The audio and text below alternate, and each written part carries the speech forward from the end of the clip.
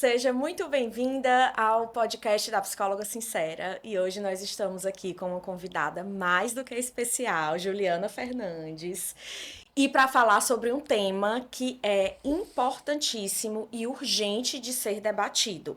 Então, a gente vai falar sobre o ódio às mulheres nas redes sociais, como ele se propaga, os riscos que isso gera para as nossas crianças e adolescentes e principalmente como proteger nossas crianças e adolescentes. Então, se você tem filhos nessa idade, sobrinhos, se trabalha com a educação, com psicologia, vamos aprender muito hoje com a Juliana, que é especialista em dependência tecnológica. Então, ela tem voltado muito seus estudos e trabalho para isso. E aí, eu estava dizendo para ela há pouco, eu tenho tanta coisa para te perguntar que uma hora vai ser muito pouco. Mas antes de tudo, vou deixar a Ju se apresentar, dizer suas primeiras palavras, depois eu falo mais um pouquinho dela.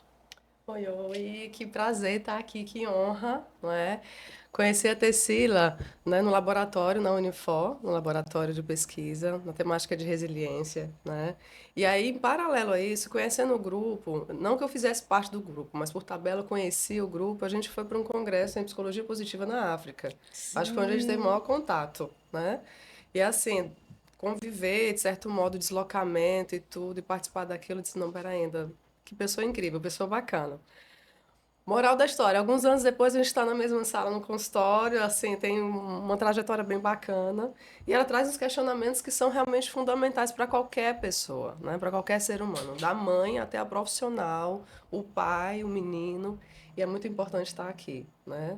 Trabalhar essa temática, principalmente hoje em dia, tá no nosso dia a dia, tá na nossa vida, na nossa pele, nos nossos corpos, né? Inclusive, todo o cenário proposto tem tudo a ver com o que você está discutindo, né? E eu também ouvi os teus outros podcasts e essa proposta de vamos proteger nós mulheres, vamos nos Uhum. proteger, né? Desde o nosso lugar enquanto mulher questionadora até mesmo cientista, pesquisando, discutindo quais são os caminhos, quais são as pegadas. E isso também vai reverberar no como a gente vai também estar, desde o contexto da clínica, na psicologia clínica, como também na vida acadêmica. E aí a gente leva para casa cuidado com os nossos familiares. Filho, vem cá, vamos conversar um pouco sobre isso. Vamos entender o que é que está acontecendo, o que a internet está proporcionando, né? Porque aí a gente entra numa discussão de múltiplas realidades. Aí um portal se abre que a gente tem um caminho aí quase que sem volta e a gente ainda não sabe viver lá. A gente cruzou Nárnia, entramos em Nárnia, né? Só que Nárnia tem ali um mundão de ficção e fantasia e aqui a gente está com peles, corpos, gêneros, né, sendo discutido, um número de feminicídio altíssimo. A gente tem realidades que são muito dolorosas. E aí, como é que a gente traz essa discussão de modo mais leve possível para mudar comportamento e consciência, sendo que a pauta ela é delicada, né? Uhum. Então, muito feliz de estar aqui nesse momento, a oportunidade de pensar e discutir contigo. Ah, maravilha! Ai, Ju, tô muito feliz. Obrigada por ter aceitado o convite. É uma honra, um prazer te receber aqui.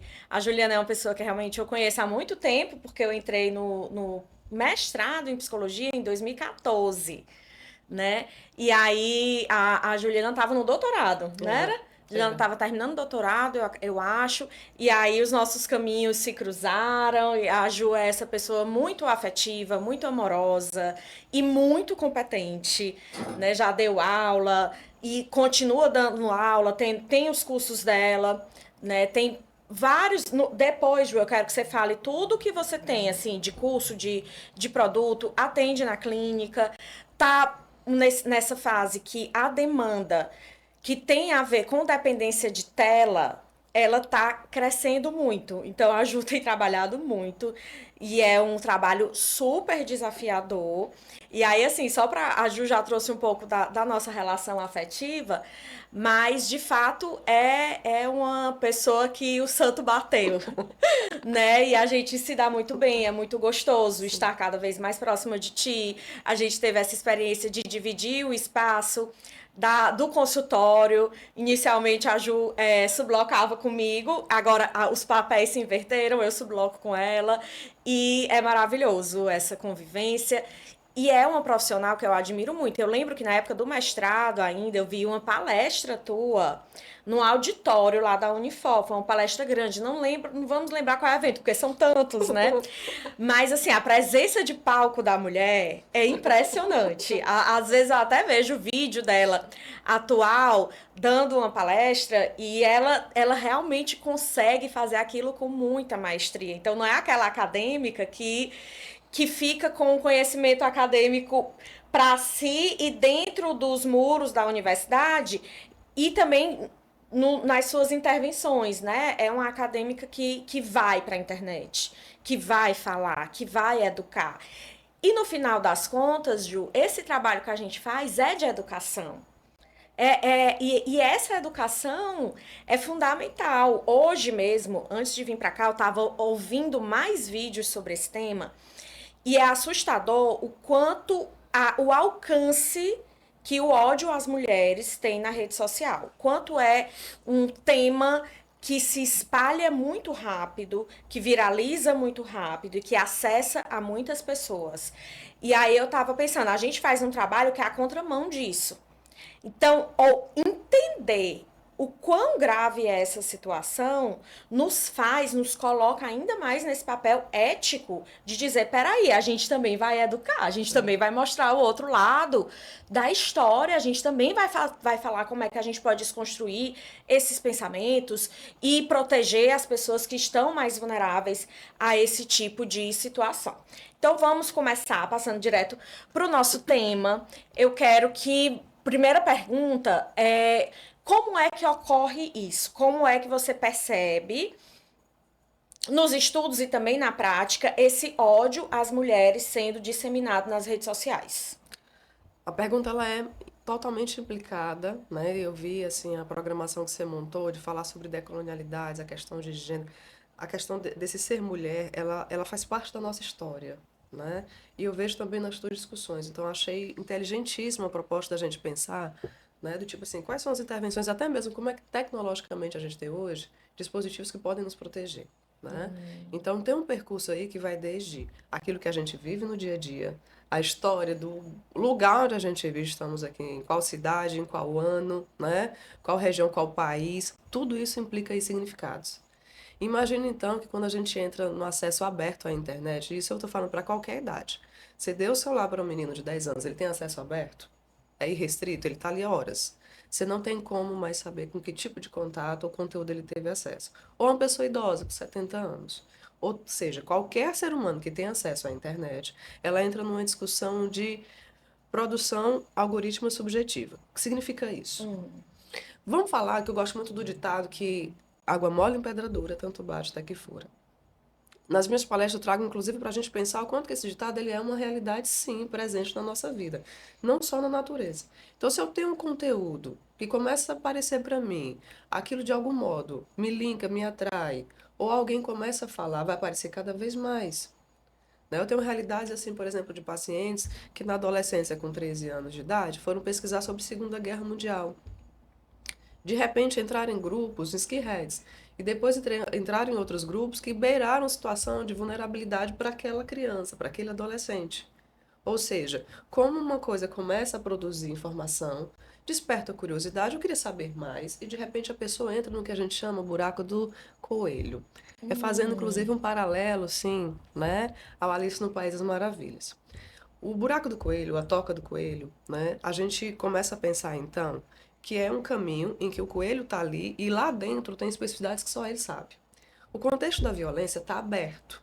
Mas quando você está dentro da internet, você pode cair no que a gente chama de bolha, panela do Discord ou a toca do coelho e não conseguir sair mais.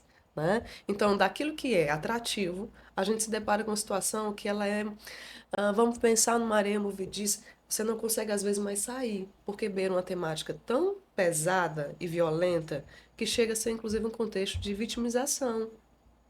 Um exemplo é um adolescente também, ou então uma família que não está sabendo o que é que os filhos estão acessando, ou até mesmo quando a escola liberava o acesso. Hoje, infelizmente, ainda tem escola que está ali se adaptando à lei e ainda libera, né? É um cenário de desproteção total, porque o conteúdo da internet é aberto. Essa métrica ela não está ali paramentada. A gente precisa fiscalizar, a gente o tempo inteiro tem agora que cronometrar o acesso à internet. Não é por aí. Antes de tudo, vem um acesso que vem a ser uma construção de consciência de que esse portal se abriu e a gente precisa entender o que é que ele me proporciona. Né?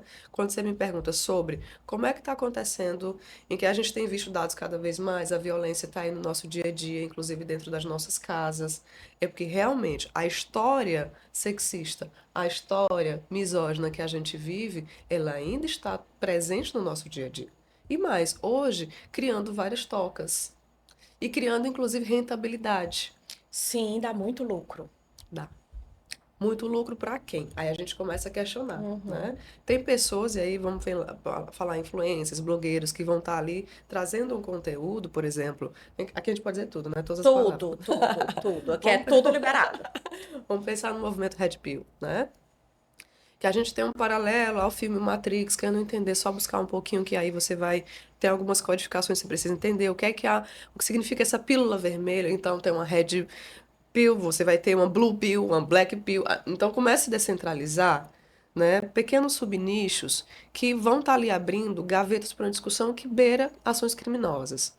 Na internet, a lei está sendo implantada, está sendo realmente colocada em vigor, mas o tempo dessa lei chegar ainda tem um delay, né? Ainda tem aí um processo em que, muitas vezes, para entender que um discurso de ódio está sendo dito, você precisa percorrer esses buracos até encontrar quem são realmente as pessoas que estão promovendo essa violência.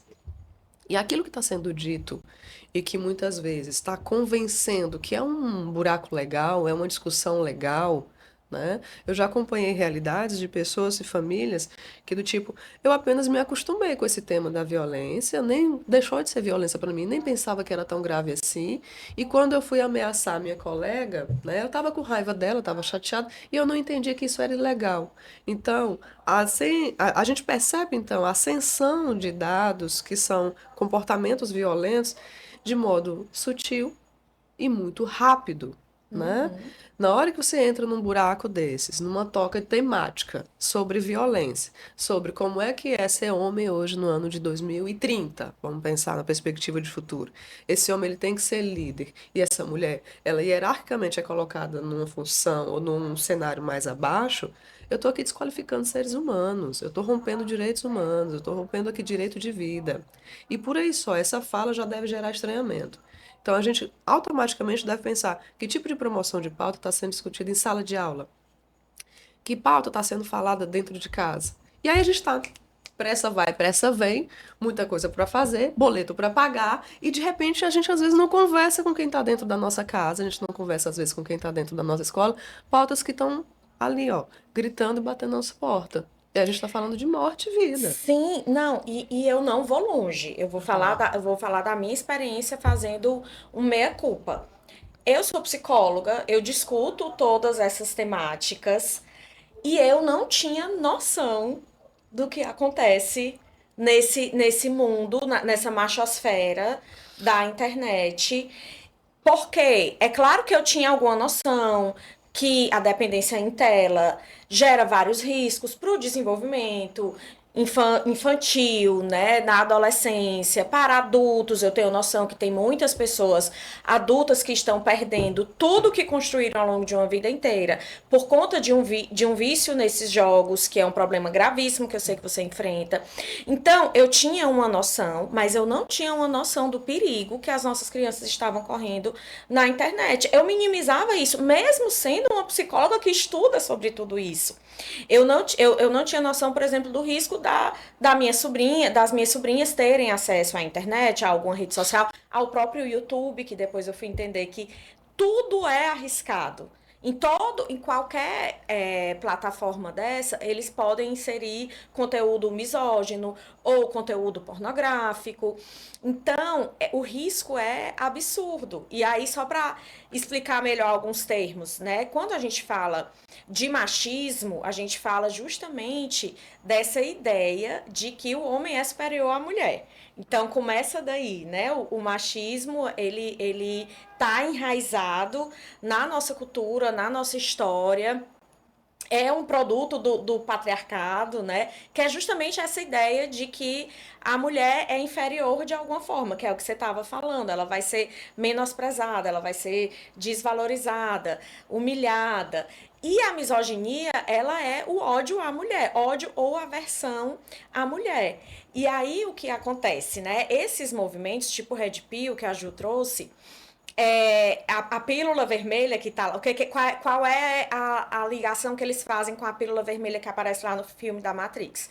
É que se você engole a pílula vermelha, você vai ter acesso a informações, você vai ter uma ampliação de consciência e você vai ter acesso a informações que não são fáceis de lidar, mas que são muito verdadeiras. Então você vai ter acesso à verdadeira realidade. E aí, como é que captaram essa mensagem da pílula vermelha para essa machosfera? É dizendo assim, quando você toma a pílula vermelha, você vai entender que, na verdade, os homens são oprimidos pelas mulheres. Que, na verdade, as mulheres são as grandes beneficiadas na nossa sociedade e que os homens precisam acordar para essa realidade e defender os seus direitos. Só que o movimento, esse movimento ficou muito conhecido, ele estourou a bolha com o Calvo do Campari, né? Que é aquela criatura, aquele cidadão, não sei se podemos chamar de cidadão, né? Aquela criatura que é um coach, que é um influenciador, que estourou a bolha, que bombou na internet e que viralizou justamente com esse discurso de que não vamos mais deixar as mulheres nos dominar. Não dá mais, não vamos mais ter que fazer o que elas querem, do jeito que elas querem. E aí começa, né, a difundir um monte de ideia, por exemplo, a mulher depois dos 30 anos, ela não serve mais para procriar, então ela não é mais uma mulher interessante. A mulher rodada não é uma mulher de valor, você tem que procurar uma mulher de valor. E o que é a mulher de valor? Para eles é uma mulher extremamente jovem, muitas vezes menor de idade, que está no auge da procriação. Eles chegam, eu não sei em qual movimento exatamente, mas em algum movimento eles chegam a dizer que a mulher ideal tem 14 anos. Né, para você ver o nível de gravidade. E isso que a Ju falou, começa na sutileza e vai escalando para coisas cada vez mais graves. Então, o primeiro vídeo que aparece ali, que o algoritmo mostra para uma criança ou para um adolescente, não é um vídeo sobre assassinar a mulher. Não começa assim. Começa com uma coisa bem mais sutil que você fica, opa, deixa eu ver. E aí, a gente tem uma coisa que acontece muito no desenvolvimento, principalmente na adolescência, mas que todo ser humano tem a necessidade, que é de pertencimento. De pertencer a um grupo, de pertencer a uma comunidade. Então, quando você entra nessa toca do coelho, que eu não conhecia esse termo, quando você adentra aquela comunidade e você encontra pessoas que estão bem teoricamente cuidando das suas necessidades, das suas vulnerabilidades, né? Você se sente parte de algo. Imagine uma pessoa que estava muito só na vida, porque na correria os pais não conseguem se conectar, a família não consegue se conectar tanto, e ela encontra um grupo de homens, de outras pessoas que estão ali valorizando o que elas consideram uma fragilidade. Então, essa captação, ela ocorre muito também por conta da necessidade de pertencimento. E aí vai entrando, como a Ju disse, num portal. Mas explica mais pra gente, Ju, sobre esses grupos, sobre essas...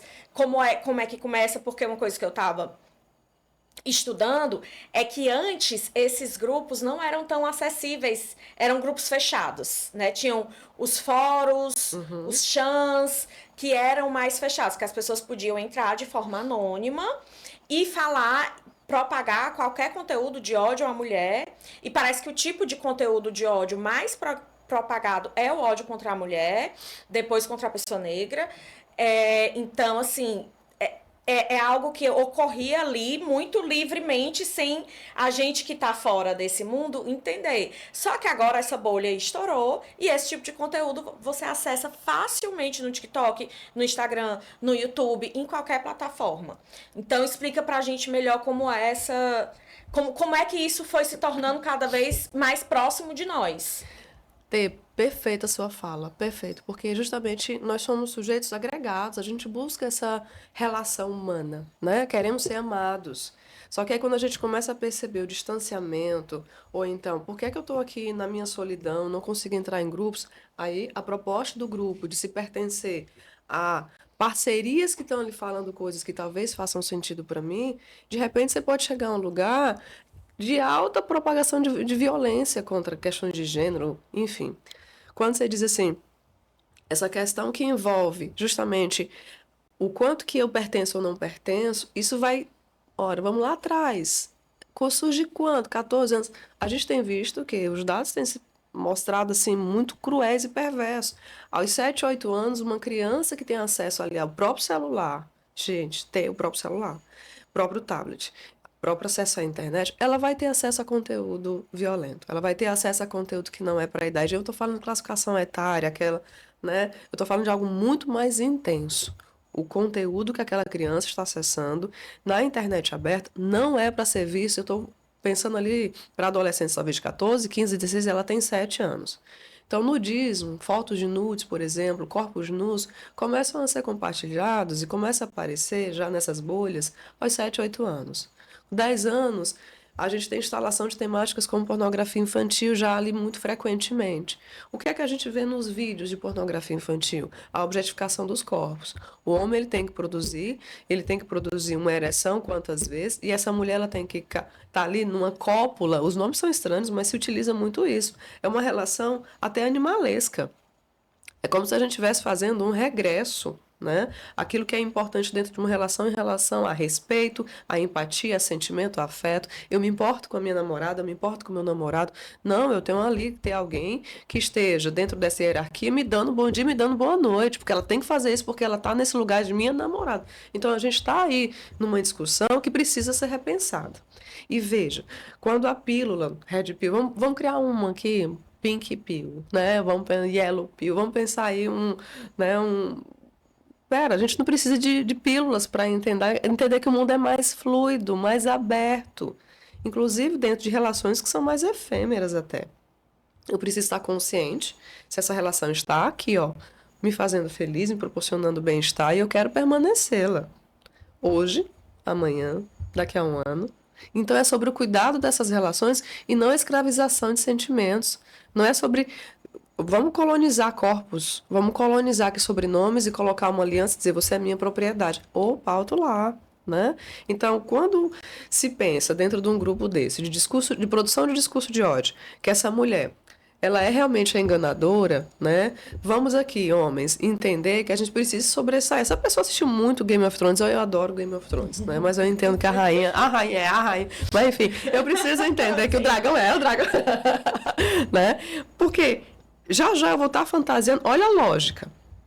Homens, nós somos então aqui, né, vitimados ou então enganados por essa sedução que a mulher tem, que ela tem esse poder, né, de se sobressair e colocar aqui nos pés dela. Então a gente não vai aceitar. Olha a lógica. Então a gente vai então pensar em mulheres mais jovens, porque a gente vai ensiná-las o que é a vida. Gente, esse homem ele é muito inseguro. Esse homem, ele realmente não tem condição de estar num relacionamento de qualidade com uma mulher que seja consciente e autônoma, que diga quanto quer amar e quer amá-lo e quer se amar na relação com ele. Inclusive produção de filhos, produção de perspectiva de futuro, né? Então veja que esse homem, quando ele traz outros homens, é do tipo assim, macharada, eu tô me sentindo muito só e a gente precisa ter um grupo aqui, são gangues do passado, que tribo é essa? Para eu ser amado ou entrar numa relação, eu tenho que colocar esse outro numa relação menor. É isso que você quer para você? Uma pessoa que lhe obedeça ou uma pessoa que lhe ama espontaneamente? Vamos ser inteligentes aí nesse processo. E essa fala, se em relação à pornografia chega já aos 10, 12 anos, a gente já tem violência instalada e sendo discutida em grupo de WhatsApp, em grupo de escola de 11 anos de idade, 12 anos de idade. E aí vem misoginia, né, o racismo, chega de modo também como um contexto estrutural da nossa realidade, né? Então eu tenho pessoas que vão estar trazendo um contexto desde a escola, quando eu vou palestrar, ou então no consultório, falando de pessoas que são menos pessoas do que outras. Gente, vamos pro século, a gente voltou na casinha aí 2 séculos passados, não foi nem 2 pulos para trás. né? Quando a Constituição humana, aqui no contexto da Constituição brasileira, a primeira falava que negros e mulheres não eram humanos. Estamos em que ano? Então a gente está falando de vamos pensar, vamos agir, mobilizar uma expansão de consciência para entendermos a autonomia, as diferenças que nós temos, porque mulher vai ser diferente de mulher, a gente não pode botar num pacote todo e achar que todo mundo é igual, né?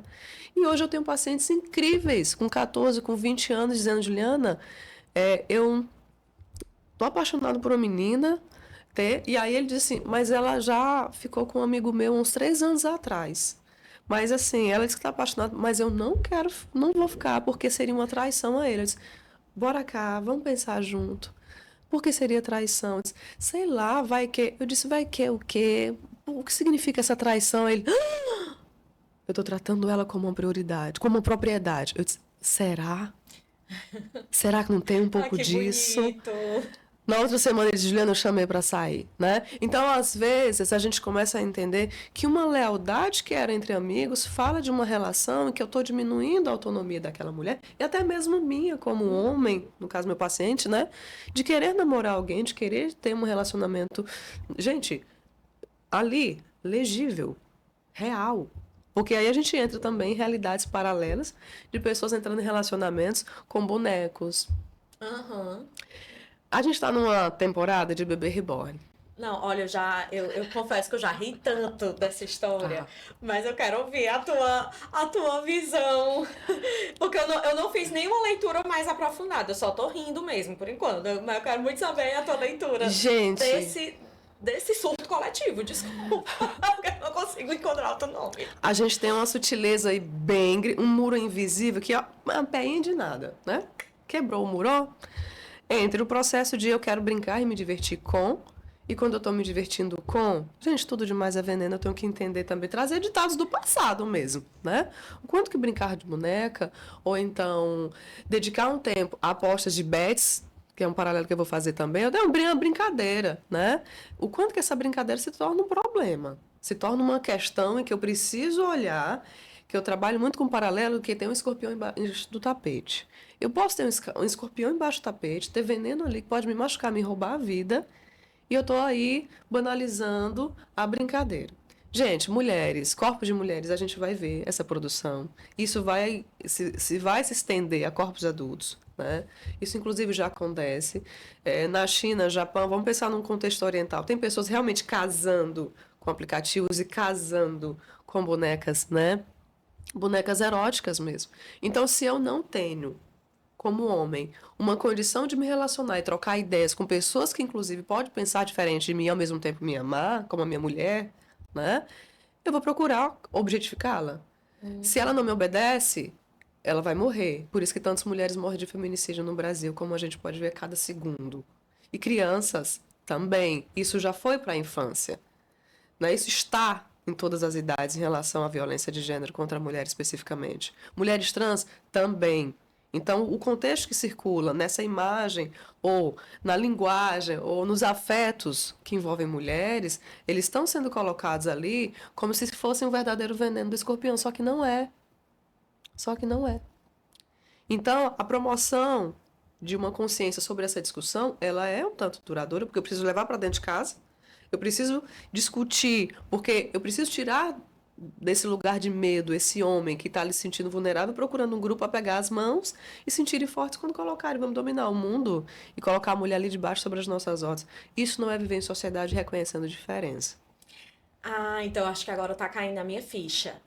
Então, essa onda de se relacionar com bonecos tem a ver com a incapacidade de lidar com o outro. Tem, O outro que pode desobedecer. tem. Né? Não, se for uma criança, né, um bebê humano, ele te desafia de formas inimagináveis. Ele não vai ser o bebê que você sonhou, não. Ele não vai ser o bebê que você Não idealizou. vai. Pode saber a coisa mais fofa como os teus. Mas eles certamente vão trazer coisas, questões, demandas e te desafiar de formas que você não tinha como prever, né? E gerar muita transformação, e gerar muita frustração, e ao mesmo tempo muita felicidade. Só que quando é de plástico, Aí pode ser o bebê ideal. Aí pode ser a companheira ideal, né? Quando é uma inteligência artificial. Não vai, se bem que no filme, aquele filme que tem a inteligência artificial, Her, Aham. a inteligência desobedece. É ótimo. A inteligência desobedece horrores, abandona ele, é maravilhoso. Mas eu acho que é essa lógica de objetificar mesmo a relação, a pessoa com quem você se relaciona para não ter que lidar com a outridade, né? Com O o outro. outro. O outro ter. O outro pensa, o outro tem ideia, o outro vai discutir, tem hora que vai dizer não. Por exemplo, eu sou mãe de 3, as coisas mais gostosas da minha vida, mas você não sabe se eu dormi alguma coisa essa madrugada. Né? Você não sabe se eu tô aqui, né, como um leoa, porque eu tenho que esperar ainda. Vamos aqui despertar, até mesmo para salvar nossos filhos, protegê-los. Por quê? A gente não tem esse controle. Meu filho vai chorar na hora que talvez eu não quisesse que ele chorasse. Né? Então, vamos falar sobre a vida em sociedade, viver em sociedade, sobre esse quebra-cabeça. Então, se a gente está numa geração e diz, Alexia, me elogie. Alexa, me ame. Né?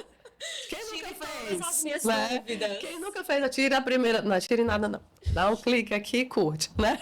Do tipo, Alex, então, eu vou querer que essa pessoa, esse outro ser que eu quero me relacionar, devolva o olhar, a intensidade do calor quente, do amor que eu preciso, mas eu não tenho condição, inclusive, de dar. E de entender que talvez aquela pessoa não queira do jeito, do modo, da intensidade na hora que eu quiser. Então, se a gente está tendo maior dificuldade de ver em relação, opa, são bonecos, são jogos online, são telas por horas a fim dentro de casa. Inclusive, tem famílias que dizem, não, mas eu só deixo final de semana. É o contrário, é o contrário. Final de semana, zero tela, se puder. Vá viver, né? É o contrário. Se for da tela, 30 minutos, 1 hora, dependendo da idade, para quê mesmo? Né? Então, tem código de linguagem que a gente precisa entender. Se o lazer é tela, que é uma realidade que eu vou trazer. A Bets, ela tá num paralelo também sobre isso. Eu tenho o meu quarto, eu tô me divertindo aqui e eu tô ganhando ou tô perdendo. Mas eu estou aqui, né, com a descarga da dopamina que meu corpo produz, tendo muito prazer porque eu ganhei ali bônus, estrelinha ou dinheiro mesmo. Eu lá vou ter paciência para sair e encontrar alguém, saber o que a pessoa vai pensar. Eu lá vou ter paciência para discordarem de mim. Então, vejam que é uma coisa que vai levando outra e os dados sobre o feminicídio não vão diminuir, infelizmente. Por ter um modo de sobreviver em sociedade que é fundamental de ser revisitado. Eu estou colocando tela, eu estou colocando bonecos, eu estou colocando o quê? Para evitação da relação com a diferença que o outro tem direito de ser e de existir. Eu tenho intolerâncias sobre essa relação com o outro. Então, estou falando de redução de empatia, estou falando de redução de afeto, de sentimento, amor, amor em tempos de ódio. Amor em tempos de ódio. Quais são os tipos de amores que a gente tem? As expressões de amor. Né? Então, é sobre perspectiva de futuro, mas eu estou falando de hoje, que tem tudo a ver com ontem. Quando eu fui olhar as temáticas do podcast que se organizou, tem tudo a ver com o que a gente está discutindo. Aí eu fiz um paralelo com a história do Brasil. Viajar a pessoa, né? Só A essa pessoa, quando é inteligente demais, ela, entendeu?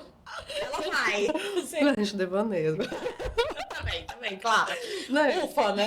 Talvez se a gente estivesse analisando tudo com algum sentido e fundamentação teórica, não teria graça. Mas veio assim do tipo, poxa, ela fez um podcast baseado em história brasileira de todo mundo, 500 anos atrás. Quantos tempos que você organizou? É o que a gente está vivendo. E aí a perspectiva de futuro que a gente vai ter para viver, qual vai ser? Né? Porque meu filho, aos 2 anos de idade, vai vivenciar o que a gente chama de terrible two. Então, se eu tenho filhos gêmeos, eu vou ver 2 vezes isso. Então, você vai ver uma mãe cansada, que às vezes vai no quarto, no banheiro, eu vou chorar, talvez. Vou tomar um banho, seja o que for, vou para minha terapia, como é que eu vou cuidar de mim? Então, ao mesmo tempo em que a gente precisa se questionar sobre como a gente vai olhar para uma mulher, vai amá-la, respeitá-la, também quando a gente não estiver na condição de amá-la ou de concordar com ela, a gente vai aniquilar? Os dados estão muito perigosos em relação a isso. Estão muito graves, porque é uma situação em que a gente está falando do aniquilamento da vida. A gente está falando sobre ver e morrer. né? Então, a pauta delicada como essa reverbera em tudo, nos olhares, no como a gente se manifesta, como a gente vai para a academia cuidar dos nossos corpos. Então, promoção de educação e saúde mental tem tudo a ver com quem sou, quem eu penso, como eu estou, como é que eu trato o coleguinha do lado. E se for uma menina, né? E se for um menino? Eu preciso ter medo? A gente vive em realidades que tem ali um medo, né? As mulheres não podem andar livremente sobre a rua por aí, né? Sem ter, opa, eu tô aqui dentro de um Uber da vida, um 99, eu tô no Pop, mas eu tô compartilhando o caminho porque eu não sei se eu tenho garantia de chegar onde vou querer chegar, né? Então a gente está falando de andar na rua. Então, o crime que envolve a violência de gênero, ele é terrível, porque aí eu estou falando de exemplos da rua, mas a violência de gênero tem um berço que é dentro de casa.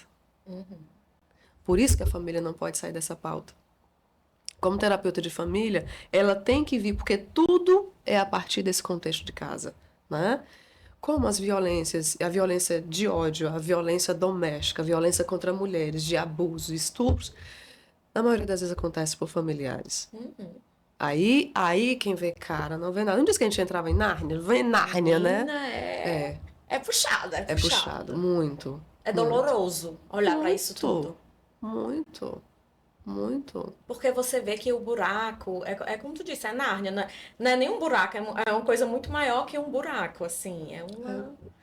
E que são, e justamente por serem temas muito difíceis de encarar, não é fácil assumir que a maioria das violências acontecem dentro de casa. Né? Não é fácil enxergar isso, reconhecer isso, assumir isso. Todo mundo vive, quem não para pensar sobre essas questões ou vivencia uma situação dessa em casa, vive a fantasia de que o perigo está lá fora. O perigo é o outro, né? Não somos nós. Então a gente tem que se proteger do que está lá fora, mas não o que está dentro. E o que está dentro de casa, tanto a violência intrafamiliar como a internet.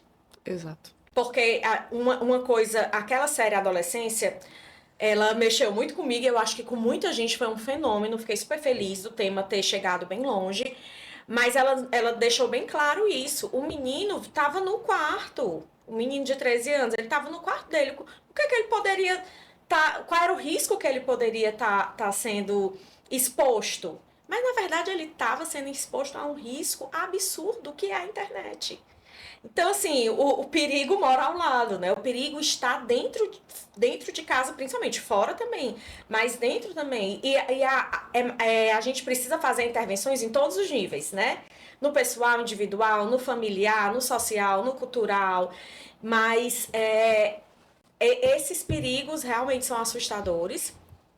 E aí, uma coisa que eu queria que tu falasse mais, que eu acho que é fundamental para essa discussão, é sobre essa, e você já trouxe essa exposição à pornografia desde muito cedo.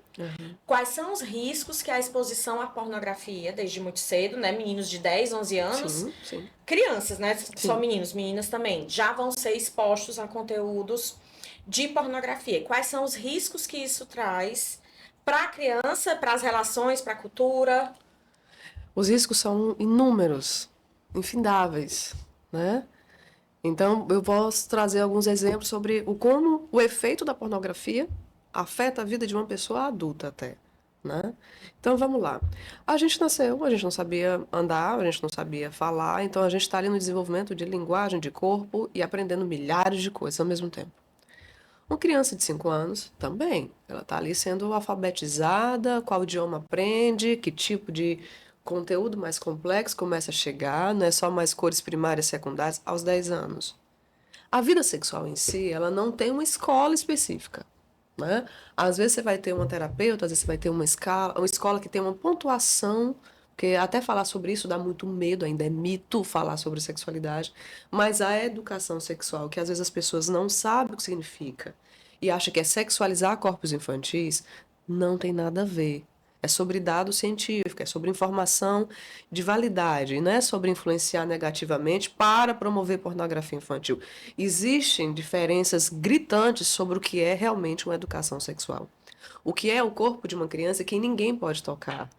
né? O que é o corpo de um adolescente que ninguém deve tocar. E mais, e sobre ver? Aí a gente também tem discussões sobre estupro online que tem acontecido. Porque a partir do momento em que o estupro, por lei no contexto brasileiro, não precisa ter o toque físico, eu tenho realidades de adolescentes que estão sendo expostos sem a sua própria autorização. Não é à toa que a lei, não é, recentemente foi alterada sobre o quanto que a inteligência artificial ou qualquer tipo de imagem produzida na internet sobre o seu corpo vai ter uma maior punição, não é? Isso, inclusive, vai mudar mais, porque ainda é pouco período. Ainda realmente é pouco. As pessoas ainda acham que isso não acontece com tanta frequência. Acontece sim. Os corpos estão sendo ali manipulados na internet, estão dizendo, é o corpo da Maria. Maria tem 10 anos de idade, gente. Que contexto é esse? Então, a gente precisa entender os significados. Nessa situação, Tê, a pergunta ela é muito, muito forte porque ela fala sobre o como que a gente precisa se movimentar diante da situação. No começo da sua fala, que a gente começou o podcast, você disse assim, a gente sai dos muros da academia e vai para falar na internet. É uma missão de vida na minha vida. O quanto que eu puder trocar informação e aprender, porque hoje a gente está dizendo uma coisa, ano que vem muita coisa mudará e a gente precisa se atualizar. Então, ao mesmo tempo, a gente também aprende junto, né? E a lidar com isso que cada vez mais está ali em facetas. Pera, o crime digital que atravessa o estupro online tem tudo a ver com aquilo que acontece dentro de casa, tem tudo a ver com o que acontece quando o menino está supostamente seguro dentro de casa na internet. Aí eu vou retomar a tua fala da série que foi realmente muito importante. Quando eu fazia live sobre contexto escolar, sobre uso de telas, gente, em 2016, há muitos anos atrás, tinha gente que dizia, o que é que tem a ver? Mas não tem nada a ver, né? Não, não existe isso. E eu já trazia, porque a realidade do consultório começou a chegar para mim com esse contexto desde 2011. Quando eu tive filhos, potencializou ainda mais. Então é um desdobramento em inquietação que eu preciso realmente desdobrar aqui uma realidade em que como a gente vai intervir diante desse cenário. E aí a pergunta que você me faz, como? Né? O que é que a gente vai fazer? Como é que a gente vai chegar diante disso quando essa realidade se instala aqui nas nossas mãos? Né? Então tem uma vulnerabilização aí muito forte, gritante, quando esses meninos têm o acesso de aprender que esse corpo aí, dessa menina, ele é inferiorizado, é banalizado. E eu estou falando de meninos e meninas com 10 anos de idade. Como é que essa informação chegou até eles? Como é que ele vê em casa a relação do pai com a mãe, do avô com a avó? Como é que ele vê a discussão nos livros, nas escolas? Quais são as imagens que estão sendo divulgadas? Divulgadas assim, estão sendo ensinados, docilizados, né, sobre como se relacionar. Desde eu tenho medo da menina, eu não consigo conversar com meninas, eu queria conversar com meninas, mas eu me distancio dessas meninas. E aí elas não me dão atenção, eu tenho raiva delas. Então tem um paralelo que pode acontecer como uma bola de neve se tornar em ações de violência, né? A superproteção e vão sair da rua, vão para dentro de casa, vão ficar ali todo mundo junto e super protegido, é infelizmente uma ilusão. E a gente precisa tocar nessa tecla. O menino não está seguro na internet? Nada a ver, nada, nada. Em nenhum momento ele está seguro na internet. Quando ele está trancado no quarto, horas a fio. Quem vai chegar e quem vai docilizar vai acontecer a mesma coisa lá da rua, né? E a série, ela nos traz um dado bem impactante. Se fosse uma menina que tivesse feito isso, né? A gente ia ter, então, um movimento diferente. E mais, por que que não traz a evidência da menina que morreu, não teve um episódio sobre ela, né? Essa menina que foi vítima. Então, até a produção sobre as denúncias no Brasil, principalmente, traz em foco, né, quem foi que promoveu aquela violência. Então, dentro de grupos, como eu tinha falado antes, grupos de promoção de violência, é um status promover violência. É um status subjugar a mulher. Então, ao mesmo tempo, aquele homem, cara, parabéns, você conseguiu. E isso, você já tem aí várias pessoas que perderam a noção do que é viver em sociedade e estão no contexto criminal. Criminoso, no caso, né? Então, aquilo que é dito, aquilo que é divulgado, aquilo que é promovido, que é curtido, não é simplesmente sobre regulamentar aquilo que é colocado em rede social. É muito maior. E dentro de casa, como é feito isso? Nas escolas, quais são as promoções de pauta sobre esse assunto? A escola não tem mais como silenciar. Ela não tem mais como fugir. A comunidade em si não tem mais como.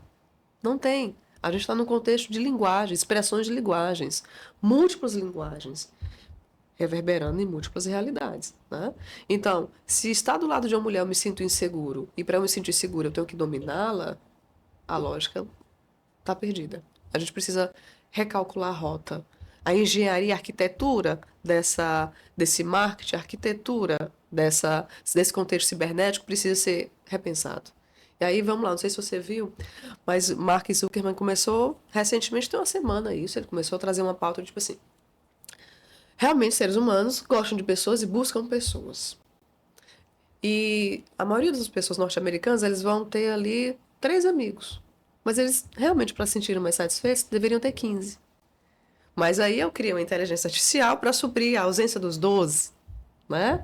A IA que vai promover uma companhia social. Aquilo que a gente estava brincando das mulheres, dos corpos. Então nós vamos ver cada vez mais humanoides dentro das casas. Mas o humanoide, ele é um robô. Ele, inclusive, tem força. Ele, inclusive, é ferro. Ele pode machucar. Então a gente também vai criar, ao mesmo tempo, exércitos. Então, como é que a carência humana, a ausência de afeto e de trocas de experiência, de corpos, de ideias, vai reverberar então em todo mundo se equiparando aqui, né? Se preparando para entrar numa guerra social. Uma guerra, inclusive, de corpos, corpos de robôs um contra os outros. Só que aí quem vai perder essa história? Aí a gente também entra na discussão de raça, classe. Quem são as pessoas mais pobres? Se a gente está falando sobre ter dinheiro para comer e ter dinheiro para ter um robô em casa. Quem comprou um robô que hoje é um cachorrinho ou tem um cachorro de verdade? Quem vai produzir afeto? Será que a nossa geração vai realmente chegar numa época em que sentir afeto é ser pejorativamente humano? Essa pergunta ela é muito importante, porque ela está cada vez mais dentro daquilo que a gente tem em sociedade, que atravessam todas as nossas pautas, raça, classe e gênero, né? Então, construção de família, de saber, a produção das nossas pesquisas, o respeito humano do olho a olho. Opa, deixa eu colocar meu filho aqui no quarto, trancado, que ele está seguro, ele não está. E hoje você precisa saber que ele não está, né? E quando eu te ouvindo, eu fui pensando o quanto tá tudo interligado, né? Tudo. Porque no final das contas, essa questão do acesso à pornografia, que gera muitas vezes uma dependência, um vício em pornografia, e isso perdura durante a vida adulta e prejudica as relações, ela tem tudo a ver com essa coisa da objetificação, com essa coisa da eu não quero uma mulher real. Uma mulher real. Tem uma hora na série que o menino comenta que a menina era reta igual uma tábua, não tinha seios. Então, assim, aquilo ali já é motivo para ela ser desqualificada de alguma forma. Ele não quer a mulher real, ele quer a mulher que tá aparecendo ali na pornografia para ele.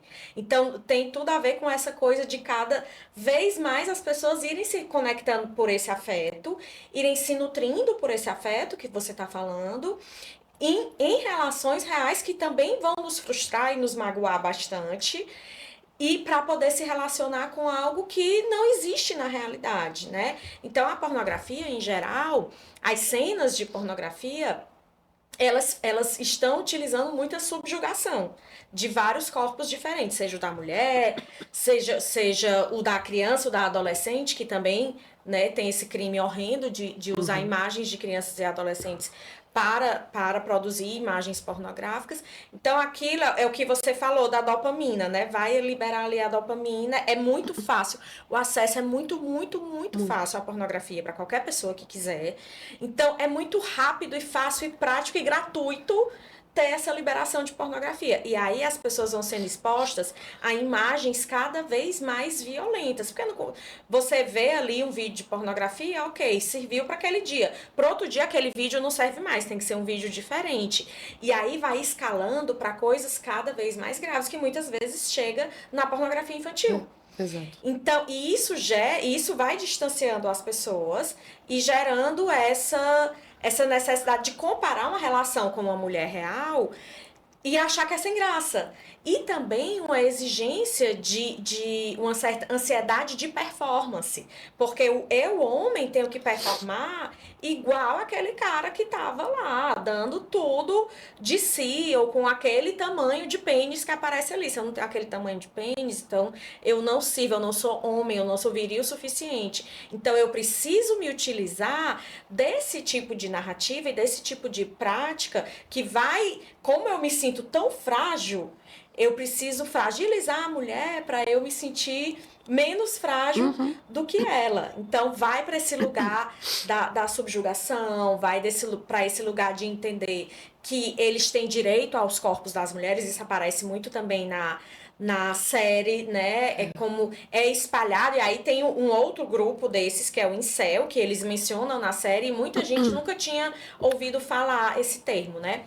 Que são os celibatários involuntários, ou seja, são homens ou meninos que não têm relação sexual com mulheres, porque são rejeitados por essas mulheres. Então eles criaram todo um movimento em volta disso, que tem inclusive várias teorias da conspiração, para dizer, para ensinar que as mulheres nos rejeitam porque elas são ruins, então nós precisamos atacar as mulheres, matar às vezes as mulheres, né? Como a Ju já trouxe muitas vezes aqui, aniquilar essas mulheres, humilhar essas mulheres, para puni-las por eu estar só, por eu não estar me relacionando com ninguém. Só que o que gera todo esse distanciamento emocional e essa exigência que o homem expresse virilidade é o machismo, é a cultura patriarcal.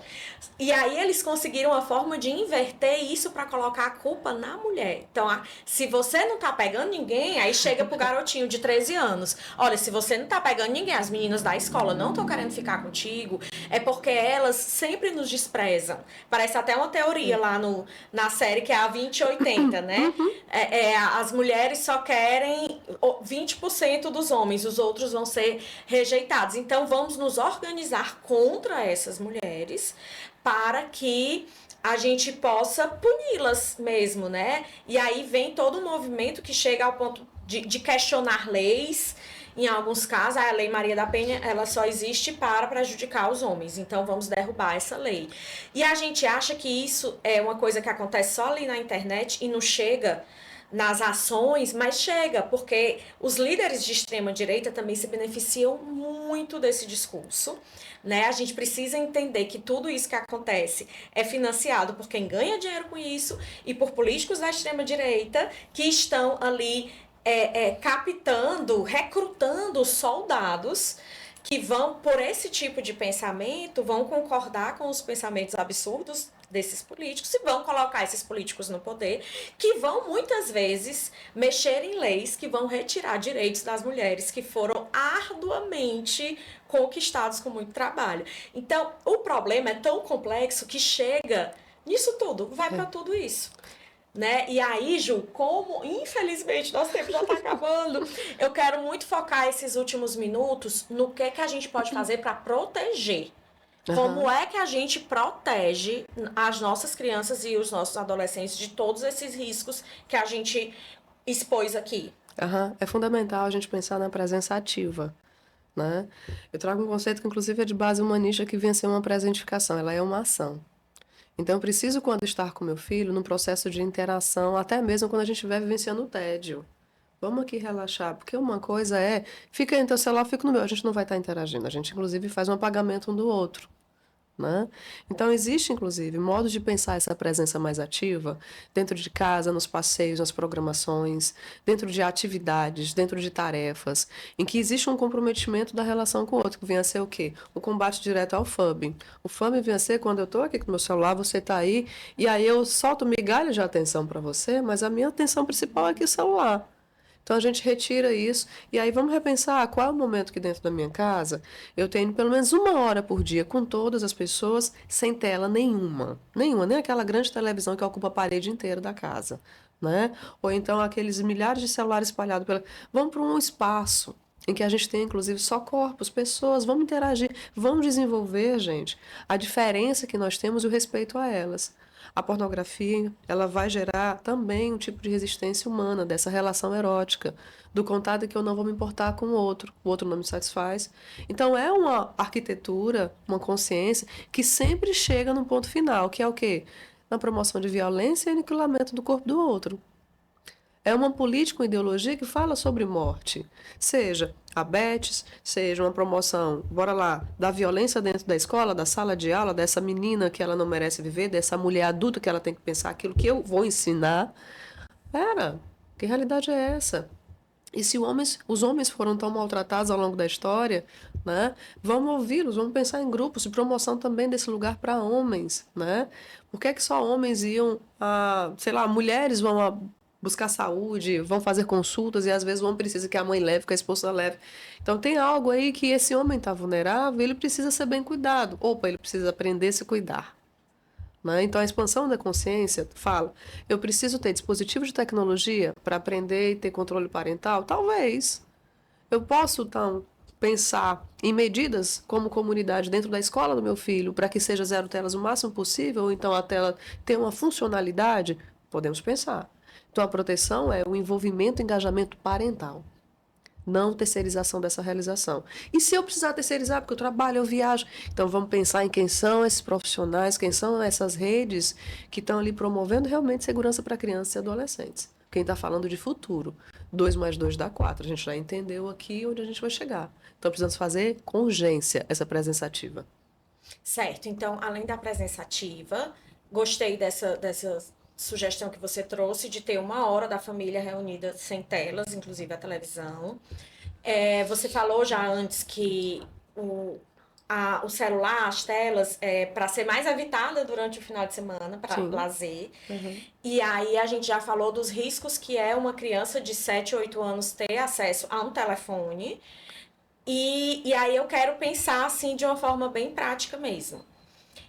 Porque, e a gente passou o episódio todo falando sobre, que eu acho que chega nesse ponto, a criança e o adolescente, ela não tem estrutura psíquica ainda para entrar em contato com esses conteúdos que ela encontra na internet. Por isso que é tão arriscado. Para um adulto, é muito arriscado, porque um adulto que o tanto de adulto que a gente está vendo se viciando em bets, ou adultos que são viciados em pornografia, para um adulto já é arriscadíssimo. Imagine para uma criança que ainda está numa fase muito sensível e muito crucial do seu desenvolvimento, que está formando ali a sua visão de mundo. Então, é extremamente arriscado. Então, vamos lá. A partir de quantos anos você acha ok ter um celular? Pergunta de $1 milhão. Pergunta de $1 milhão. O celular ele precisa ter uma funcionalidade. Crianças e adolescentes não têm condição de compreender decisões sobre a gravidade que é ter o acesso à internet liberado. Se ele precisa, por algum argumento que seja, ter o celular, que tenha o controle parental. E aí, várias crianças sabem quebrar realmente os controles parentais. Instale 3, instale 4 controles parentais, porque vai quebrando uma senha, quebra outra. Vou dar um exemplo. Eu coloquei uma senha para o YouTube na minha televisão, tá?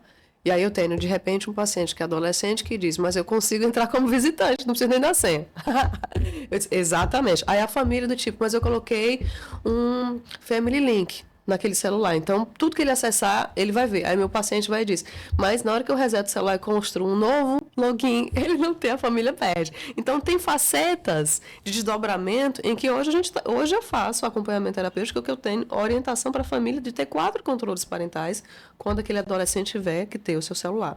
Criança, nunca. A criança não deve ter celular, não deve ter tablet, não deve ter acesso sozinha à internet, porque até mesmo o YouTube Kids pode mostrar cenas gravíssimas que ela não tem condição de ver. E o stream, eu tenho vários vídeos, inclusive, denunciando isso, de classificação etária para 6 anos de idade, o stream, quando ele está disparando, lançando uma nova série, quando é para 10 anos, ele libera para todas as crianças. Porque ele quer vender, quer visualização.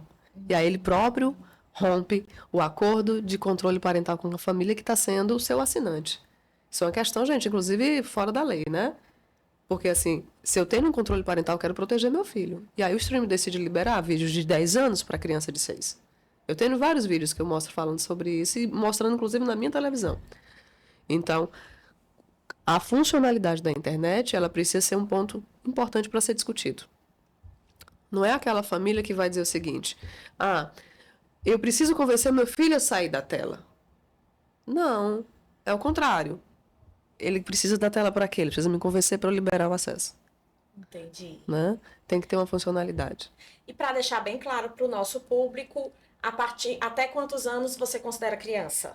E eu sei que isso não é uma coisa, é muito mais fluido do que essas idades, mas como a gente está falando com o público geral, até quantos anos você considera criança? Vamos fazer o seguinte, vamos romper, né, as normativas que muitas vezes até 10 anos é criança, até 12 anos pré-adolescente, depois adolescência até 19. Vamos falar o seguinte, vamos até 12 anos sem ter celular, sem ter tablet. A partir do momento em que eu vou dar um tablet para o meu filho, para uma criança, eu preciso entender a funcionalidade. Se for lazer, que seja restrito. Em que lugar vai ser o lazer? É videogame? Qual é o videogame? Tem abertura no Discord para conversar com pessoas estranhas? Eu preciso entender. Preciso estar. E aí assumir os riscos. O que é abertura no Discord? É um buraco. No Discord chama panela, inclusive. Né? O Discord ele foi criado, é uma plataforma que você está ali jogando um videogame e o Discord ele foi criado como se fosse um lugar para as pessoas conversarem. Só que dali você pode ir para toca. Só que aí se cria dentro da Discord, se chama panela, a panela do Discord. Vamos imaginar que você está ali jogando videogame. Nós 3 estamos jogando, nós 5 aqui, e aí eu começo a conversar só com você no privado, eles não vão saber. Então a gente cria estratégias para detoná-los. Só que ao mesmo tempo aqui, a gente pode ter pessoas que entraram online e começaram a conversar, não estão nem jogando. Eu posso ter acessos então a pessoas que não necessariamente são pessoas que eu conheço. E aqui... Que a gente não sabe a idade. Não, eu sou Maria que tem 10 anos de idade. É Antônio que tem 80. Entendeu? Não sabemos. Meu Deus, eu fico cada vez mais chocada. Aqui, nessa panela do Discord, você tem, então, subnichos que vão capilarizando e contextos cada vez mais graves, da pornografia ao abuso, ao estupro, ao assassinato. São questões criminosas mesmo. Essa pauta, ela é um mundo sem lei. Não, a lei está sendo discutida, está se debatendo para se instalar nessa realidade. Mas até se instalar, muitas crianças vão se machucar. O risco, como a gente está finalizando, assim, para resumir, o risco de uma criança e adolescente terem acesso livre à internet tem a ver tanto com essa educação misógina, sim, como com o vício mesmo, né, em tela e em jogos, como esse acesso do Discord, que eu tô aprendendo hoje, que aí é dessa forma que entram pessoas que podem abusar sexualmente das nossas crianças e que as nossas crianças estão ali jurando que é um coleguinha da idade delas, a princípio, né, tem o risco para o desenvolvimento cognitivo também, né, tem o risco de exposição à pornografia, à violência, inclusive à violência autoinfligida, porque existem muito aqueles desafios que vão chegando por essas vias aí que você explicou, e aí vem o desafio, porque você tem que, como aconteceu o caso da morte, de uma morte recente de uma criança, porque ela fez um desafio com o desodorante aerosol. Mas o desafio pode ser que você tem que engolir uma lâmina, que você tem que se cortar de tal forma, que você tem que maltratar um animal de tal forma, e aí escala pro ser humano também. Então, você tem que fazer mal a fulaninha de tal. E aí isso traz pra pessoa um status, pra criança, pro adolescente um status. Então, assim, o risco é grave. Compre a briga que for preciso comprar para impedir que os seus filhos tenham acesso a isso. Na infância a gente diz que a gente está no campo de batalha, né? Na adolescência é a guerra em si. Então, se você tem uma criança que você já discute o real sentido do uso de uma tecnologia, que inclusive tem escolas lá fora que estão trabalhando a cidadania digital, né? Uma mediação, né? Fundamental para o uso de tecnologia, ela vai aprender e ela vai entender. Isso aqui não é para mim. O desenvolvimento de um pensamento crítico, assim como sair da cor primária para a secundária, deve ser desenvolvido já por escolas e por famílias na infância. Não, esse conteúdo eu não quero ver. Então, a gente está falando de um ser humano com mais autonomia, com mais realmente consciência, né? Que está sendo ali, desde a infância, pensando que o coleguinha pode pensar diferente, pode ter família diferente, classe social diferente, e nem por isso querer me aniquilar. É um pensamento muito primitivo entrar na batalha do bem e do mal. Quando você tem um indivíduo adulto que ele pensa, fulano é do bem ou do mal, ele ainda está vivendo na infância. Ele ainda não entendeu que do 8 para o 80 tem muita variação. Então, se eu estou reduzindo sempre as pessoas, ou vão fazer bem ou mal, tem implicações seríssimas. Não quero nem patologizar. A falta não é essa, a pauta não é essa. Mas uma questão que tem coisas aí implicadas, na verdade, debaixo do tapete, né, que eu preciso entender. Nem todo mundo é só do bem e do mal, tem uma variação de ideias e pensamentos muito complexa, né? E o uso da internet também. Esse uso ele é realmente visto como algo fundamental para viver em sociedade no hoje e no nosso futuro. Tá, então, para a criança, se for ver streaming ou YouTube com presença de adulto, Na não ter verdade, celular. ter a indicação é YouTube nunca. YouTube nunca. YouTube nunca. Eu vou dar um exemplo para vocês. Colocar no YouTube Kids, e aí você pega um desenho infantil. Você coloca lá Patrulha Canina, ou então Peppa Pig, independente de qual desenho. Blue, né? Nós que temos canais no YouTube sabemos como é fácil dizer lá é conteúdo para criança, sim ou não. É só isso. E aí a gente tem pessoas que trabalham com marketing, com enfim, que vão fazer desenhos iguais. Vão realmente fazer, pegar os personagens da Peppa Pig, vão colocar as vozes.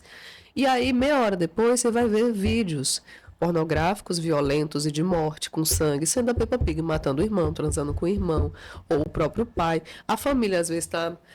Vamos dar um exemplo real. Não, Juliana, é porque eu estava na cozinha tendo que fazer um bolo, tendo que cozinhar, fazer o almoço, tudo ao mesmo tempo, e eu deixei ele no YouTube na Peppa Pig. Eu botei Peppa Pig, então vai ficar lá, YouTube Kids, então é garantia de segurança, né? E eu via de longe, tá na Peppa Pig ainda, não saiu. Quando eu cheguei perto, o Josh estava esfaqueando o pai. Mas de longe. Então eu não sei o quanto tempo de vídeo. Gente, isso é real. Tem vários vídeos sobre vários personagens. Porque alguém teve seu tempo, fez personagens adultos para crianças e colocou dizendo que era para criança. Né? Então, o YouTube, nem o YouTube Kids tem segurança. Por isso que eu digo, controle parental, às vezes 3. Né? Então, para a criança, nada, nem YouTube. Controle parental quando for adolescente e precisar tiver alguma justificativa para ter um celular.